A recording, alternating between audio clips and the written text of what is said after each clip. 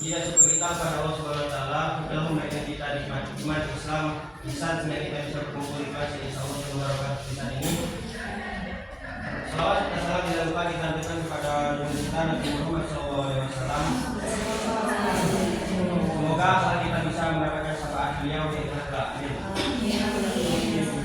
Saya di sini akan bahas tentang pertumbuhan agama pada remaja. Langsung saja. Perkembangan agama pada masa remaja ditandai oleh beberapa faktor perkembangan rohani dan jasmaninya. Individu akan mengalami perkembangan selama hidupnya, bukan hanya fisik, melainkan juga psikisnya. Selain dengan perkembangan yang mereka alami, maka pemahaman keberagaman pada mereka pun mengalami perkembangan. Yang pertama, perkembangan rasa keagamaan pada remaja. Dalam pembagian tahap perkembangan manusia, masa remaja menduduki tahap progresif, di mana perkembangan agama pada masa remaja ditandai oleh beberapa faktor perkembangan jasmani dan rohaninya, yaitu pertumbuhan pikiran dan mental. Ide dan dasar keyakinan beragama menjadi terima remaja dari masa kanak-kanaknya sudah tidak begitu menarik bagi mereka. Jika menjadi serangan ajaran agama mulai timbul, agama yang ajarannya bersifat lebih konservatif lebih banyak berpengaruh bagi para remaja untuk tetap taat pada ajaran agamanya. Perkembangan pikiran dan mental remaja sangat berpengaruh pada perkembangan agamanya. Terus perkembangan perasaan. Berbagai perasaan telah berkembang pada masa remaja, seperti perasaan sosial, etis, dan estetis, yang mendorong remaja untuk menghayati kehidupan yang terbiasa dalam lingkungannya. Kehidupan religius akan mendorong remaja untuk lebih dekat ke arah yang lebih religius pula. Dan sebaliknya, maka remaja yang kurang mendapatkan pendidikan dan siraman agama akan lebih mudah didorong untuk berbuat hal-hal yang tidak baik. Terus pertimbangan sosial. Corak keagamaan pada remaja juga ditandai oleh adanya pertimbangan agama. Dalam kehidupan keagamaan mereka pun timbul konflik antara pertimbangan moral dan material. Karena kehidupan duniawi lebih dipengaruhi kepentingan akan materi, maka para remaja lebih cenderung jiwanya bersikap materialistis. Terus perkembangan moral yang mencakup pertama yang direktif atau taat terhadap agama atau moral berdasarkan pertimbangan pribadi. Terus yang kedua adaptif, mengikuti situasi lingkungan tanpa mengadakan kritik. Terus ketiga submisif, merasakan adanya keraguan terhadap ajaran moral dan agama. Terus statistik, belum yakin atau kebenaran ajaran agama dan moral. Terus yang kelima devian, menolak dasar dan hukum keagamaan serta tatanan moral masyarakat. Terus sikap dan minat remaja terhadap masalah keagamaan ini bisa dibilang sangat kecil. Hal ini tergantung dari kebiasaan masa kecil mereka dan lingkungan agama yang mempengaruhi mereka. Yang kedua, pertumbuhan mental remaja. Perkembangan mental remaja lebih ke arah berpikir secara logis dan juga mempengaruhi pandangan dan kepercayaan mereka kepada Tuhan, karena mereka tidak dapat melupakan Tuhan dari segala sesuatu yang terjadi pada mereka. Agama pada remaja adalah hasil interaksi antara dia dengan lingkungannya. Adapun gambarannya tentang Tuhan dan sifat-sifatnya dipengaruhi oleh kondisi perasaan dan sifat remaja itu sendiri. Terus ide dan pokok ajaran agama yang diterima remaja ketika suatu kecil akan berkembang dan bertambah subur. Dan apa yang ada dalam waktu kecil itulah menjadi keyakinan yang dipegangi melalui pengalaman yang dirasakannya.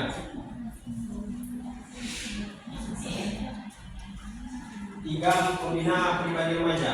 Perlu kita ingat bahwa masa pembinaan pribadi yang dilalui oleh remaja telah banyak membawa hasil dalam berbagai bentuk sikap dan model kelakuan sesuai dengan pengalaman mereka masing-masing sejak lahir sampai remaja. Dapat dibayangkan betapa variatifnya sikap dan kelakuan itu, karena masing-masing telah terbina dalam berbagai kondisi dan situasi keluarga, sekolah, dan hubungan yang berbeda satu sama lain.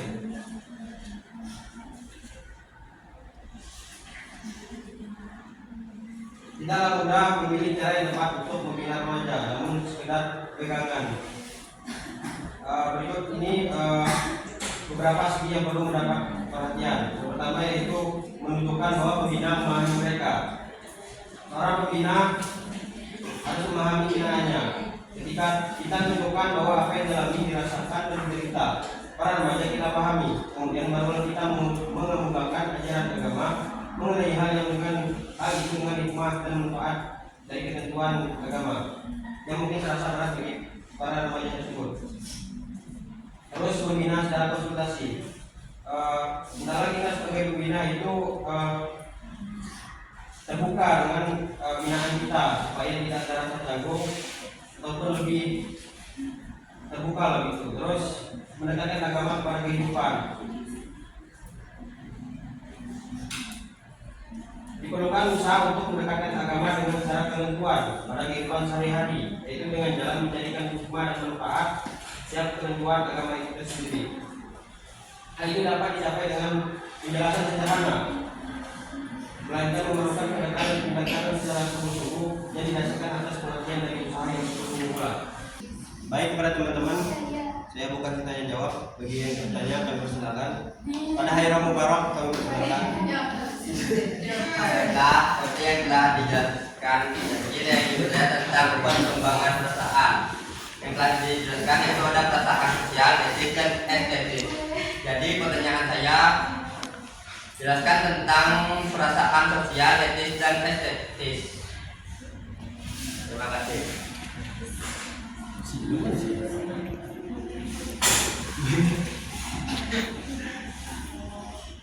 Baik, yang bertanya lagi silakan. Pada Dea silakan. Terima kasih kepada materi. Pertanyaan saya, bagaimana Zaki menjadi calon pendidik menggunakan psikologi agama dengan perkembangan agama pada remaja, perkembangan rasa aman pada remaja, yaitu perkembangan moral, mengajarkan pada remaja moral yang positif. Baik, jadi pertanyaan saya mengenai tentang keagamaan remaja.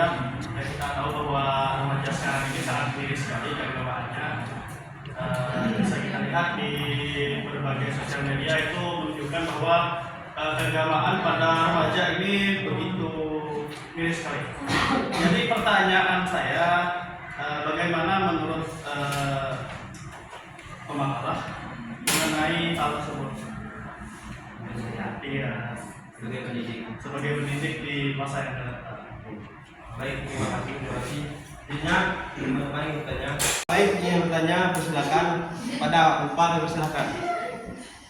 Baiklah, terima kasih kepada materi. Tadi pemateri menjelaskan bahwa sikap keberagaman pada remaja sangat kecil.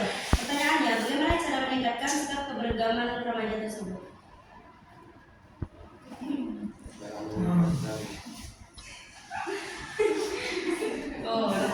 Saya akan menjawab pertanyaan dari Niro. Maksud dari perasaan etis, perasaan sosial, dan perasaan etis tadi maksudnya kan? Perasaan etis, perasaan yang berkaitan dengan kebaikan, di mana seorang merasa senang jika sesuatu itu baik dan benci jika sesuatu itu buruk. Terus estetis, perasaan senang dan kagum yang mendalam terhadap suatu objek, karya seni dan hal lain. Dan perasaan sosial adalah perasaan yang muncul dalam diri seseorang ketika melihat keadaan masyarakat. Seperti misalnya gotong royong, kita ikut juga. Pada Iro sudah paham? Sudah. Bagi teman-teman yang menambah atau menyanggah, sudah silakan.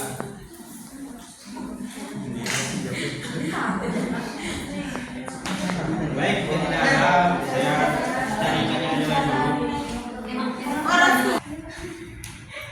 Baik, saya akan menjawab pertanyaan dari Rosi. Pertanyaannya, bagaimana kita sebagai pendidik menanggapi tentang mirisnya remaja-remaja sekarang ya.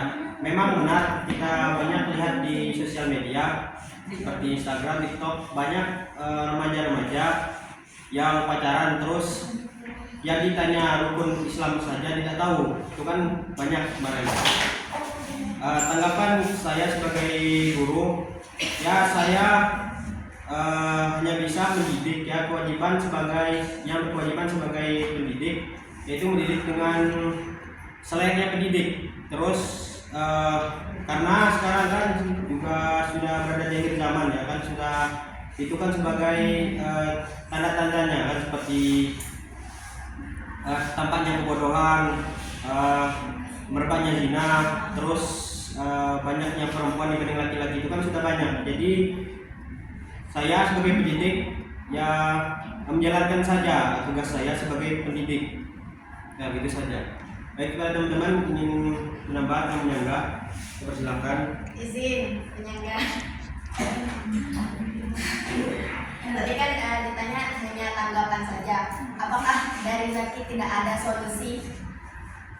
Solusi? Ya, solusi. Sebagai pendidik gitu, bagaimana kita sebagai pendidik mengajarkan kayak tadi kan kurangnya pengetahuan tentang keagamaan. Solusinya yaitu ya seperti yang saya jelaskan tadi, yang kita bisa mendidik selayaknya pendidik. Terus jika memang anak itu begitu-begitu saja, maksudnya tidak mengikuti, ya tergantung pribadinya masing-masing. Itu saja.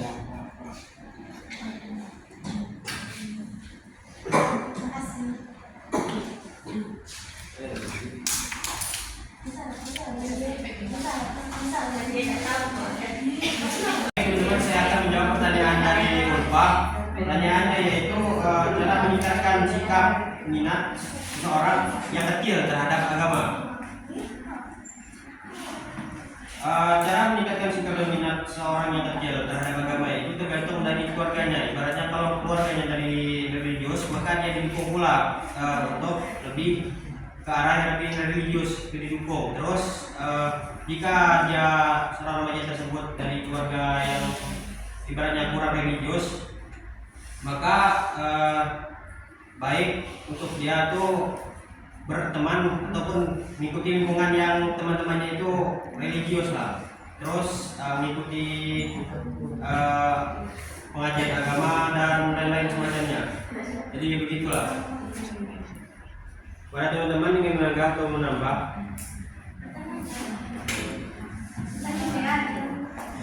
Menang apa ya cantik? Oh, Banyak Kak, nambah. pertanyaan Betul pose. aja nambah. Nambah nih. Baik, pada lagi silakan. Baik, terima kasih pemateri.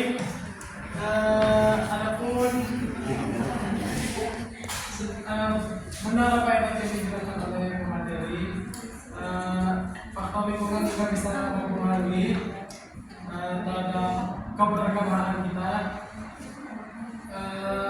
karena itu tadi pihak pendidik itu kan bisa membawa dengan semua individu lainnya lah, dia bisa menjadi mana yang sudah baik, mana yang buruk bagi dia. Apalagi kan kita seharusnya sudah bisa kita menyaring mana yang baik dan mana yang buruk bagi kita. Terima kasih. Nih, nambah sedikit. Nambah. Ingin menambah. Baik, terima kasih kepada pemateri serta moderator.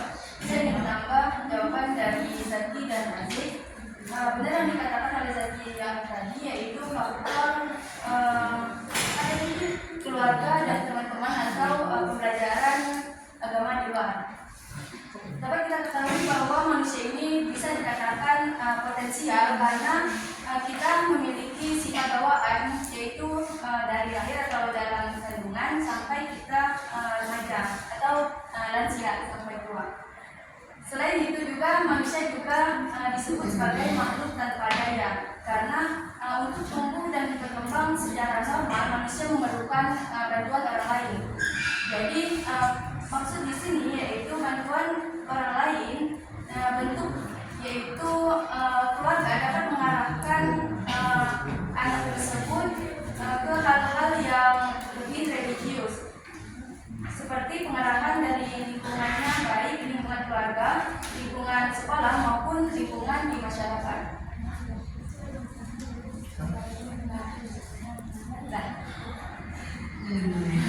Baik, terima kasih kepada Pak yang menambahkan. Saya akan menjawab pertanyaan dari dia, bagaimana cara pendidik mengimplementasikan perkembangan moral pada kalangan remaja menggunakan psikologi agama. Kita sebagai pendidik pastinya memberikan contoh yang baik, itu dimulai dari kita sendiri lah. Karena remaja itu melihat dan melakukan sesuatu itu dengan apa yang dia lihat dan dia dengar. Kita sebagai pendidik itu memberikan teladan yang baik lah, ataupun contoh yang positif seperti memberitahu tentang nilai-nilai kejujuran, tanggung jawab, terus perkataan, adab, akhlak, dan ya begitulah intinya. Pada teman-teman ada yang ingin bertanya atau menyanggah? Ada dia? Sudah? Enggak. Kenapa? Menyanggah? Udah. Iya Pak. Iya. Sini mati lah sih. Oh. Baik teman-teman, mungkin bisa saya sampaikan pada hari ini, kurang lebihnya saya mohon maaf pada Allah mengampun. Ada baiknya sebelum kita menutup pembelajaran hari ini, marilah kita bersama-sama membacakan doa kafaratul majelis. Subhanallahumma wa bihamdika, asyhadu an la ilaha illa anta, astaghfiruka wa atubu ilaik. Assalamualaikum warahmatullahi wabarakatuh.